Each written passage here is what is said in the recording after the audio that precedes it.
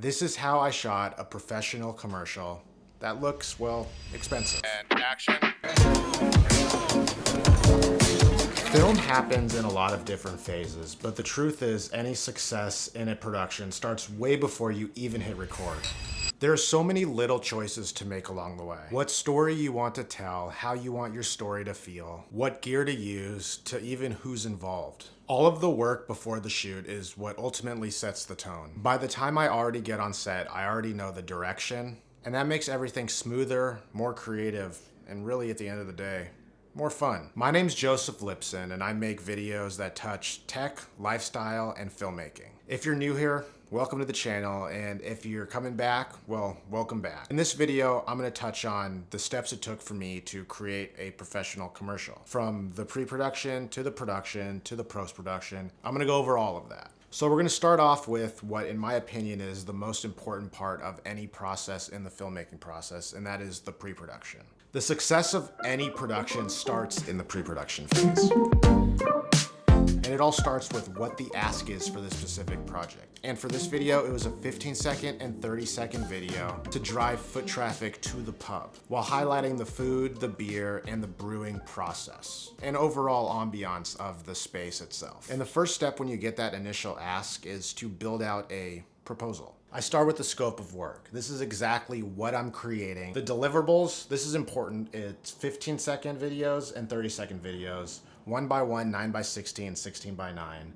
6 total deliverables with 2 rounds of revisions. That's important. Make sure you add your rounds of revisions because the process can get sought out over a long period of time if you don't have a specific amount of revisions that you're allowing the client to have. Next up is the timeline. And for the timeline, I usually have a non-refundable pre-production price, and that price is for me to ultimately start this process of pre-production before the thing is even shot. From there, I have 1 full shoot day and 2 editing days that have built-in revisions. And then from there, I have the pricing. And like I stated a little bit earlier, pre-production, non-refundable, a production day, which is 1 shoot day, a gear budget, because this specific film and the references for this film is gonna have some gear I don't own, so a rental budget for some gear, and then the post-production phase, which is 2 days. Once the proposal is approved, which is such an important step in the process, then you can jump into some of the more creative stuff, that being the mood board and the reference videos or reference frames. And for me, when I pull mood board stuff and I pull reference stuff, I'm always pulling real life TV shows, real life movies, real life commercials, so I have a actual reference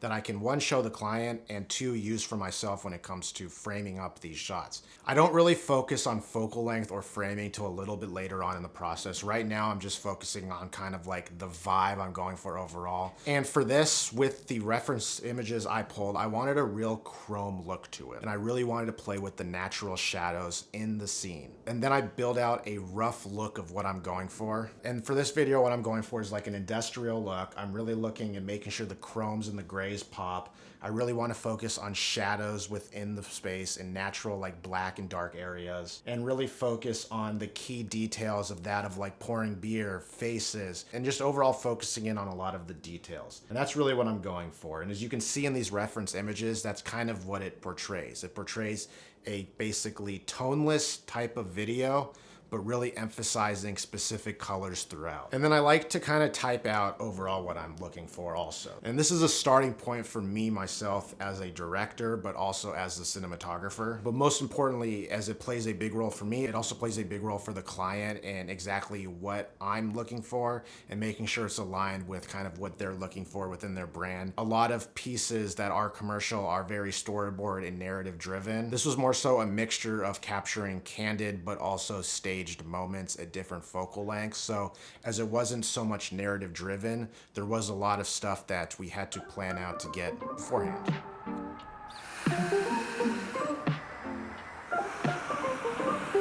All right, whenever you're ready, do like a full pour. All right, and action. All right, let's talk production, where the actual shoot happens. And when the actual shoot happens, you're on the production, the pieces start to fall in place from pre-production. And it sounds cliche, but a good pre-production leads to a good production day. It's like sports. If you have a bad week of practice, you're not gonna play well in the game. And if you don't play well in the game, you're gonna blame the practice. I was lucky with this location. It was located in the heart of the city. It's just great foot traffic, and it was just an overcast day. And you know, as being a cinematographer in Seattle, an overcast day, it's like just a natural diffuser for you. So we love those overcast days. But once you get past the uncontrollables, then you can get into the controllables. And that's really, in this case, the camera work and the three aspects of that process: lens, framing, and movement. So with the lenses, I went with many focal lengths with this, and I went with a complete cinema prime set. 18 millimeters, 25 millimeters, 40 millimeters, 85 millimeters, and then finally 135 millimeters. So first I used the 18 millimeter and the 25 millimeter, and what those did for me was it showed off the scale of the space. It showed off, one, the scale, but also the scale to the atmosphere of the place, so you really made it feel like you're in the air. And then next up was 40 millimeters and 85 millimeters, and I got a little bit tighter. And what's nice with these is you can shoot it a little bit more of a distance.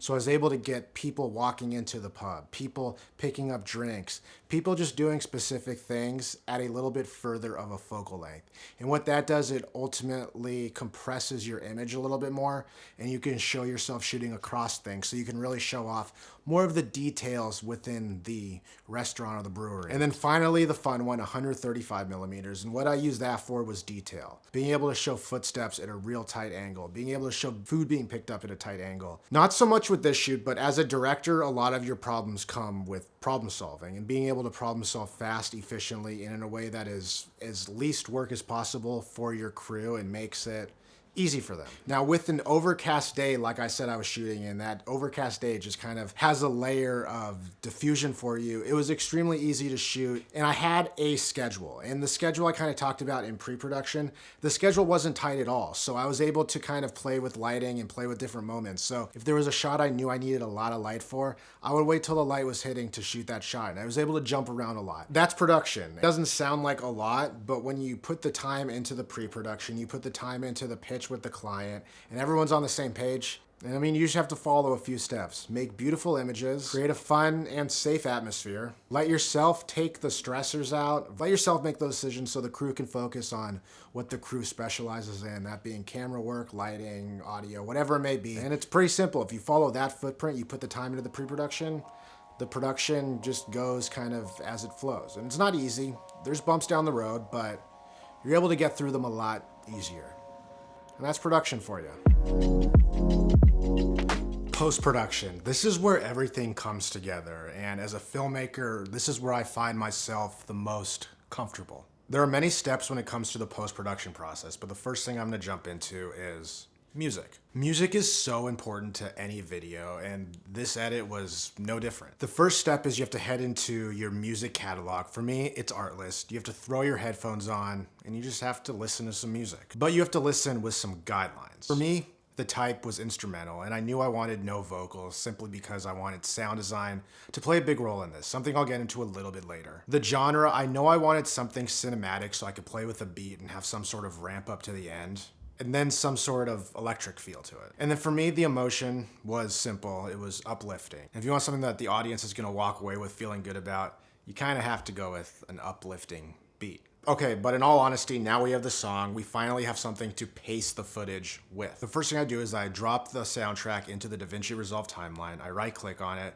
and I have it show me the beats. And what that does is AI shows you where each beat cut is within the song, so you know how to pace it throughout. You know when to pace it exactly to the beat. You know when to elongate a beat. You just have a lot more to play with, and it's more so a visual thing. All right, so now the editing approach. And it's simple: pacing and structure. So I had 30 seconds to establish 4 things: where we are, what is trying to be sold, that being product placement, atmosphere in and around the setting, and then finally, emotion. What you're getting out of this edit when you walk away from it. And those 4 pillars are crucial for pacing simply because from in point to out point, you need to be able to touch on each one of those pillars to tell the story.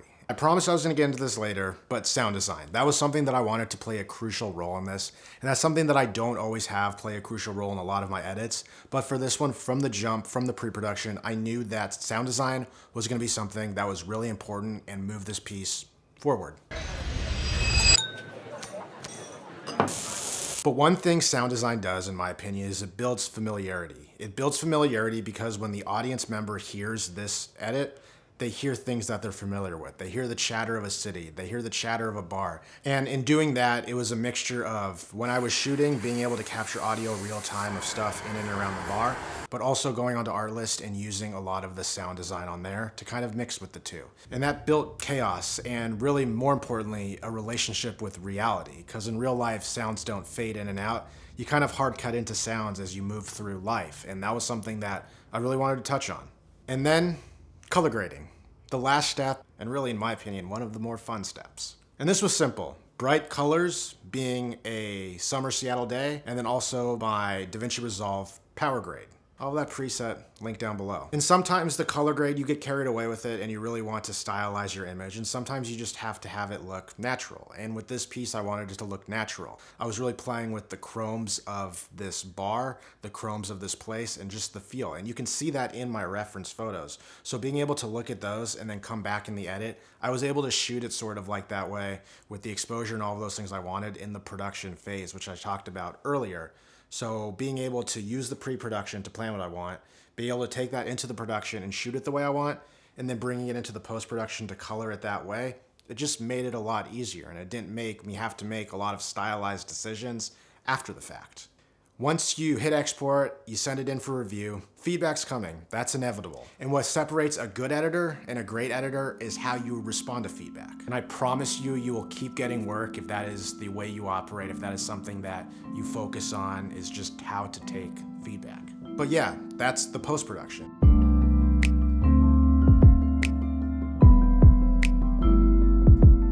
At the end of the day, I heard one piece of advice that stuck with me for a long time, and it is to choose one thing that is premium and invest in that. For this shoot, it was cinema glass. It was simple. There was a specific look I wanted, and to achieve that look, I needed cinema glass to do so. So I had to put a little bit of money aside and invest in it from the budget. But something I've learned with this shoot is that you don't need big budgets to make something look, well, good. Let me know down in the comments what you thought the budget was for this film, and I'll have the full video linked in my description. But yeah, make sure you hit that like button, hit that subscribe button, and I appreciate all of you, and I'll see you guys all in the next video. Peace.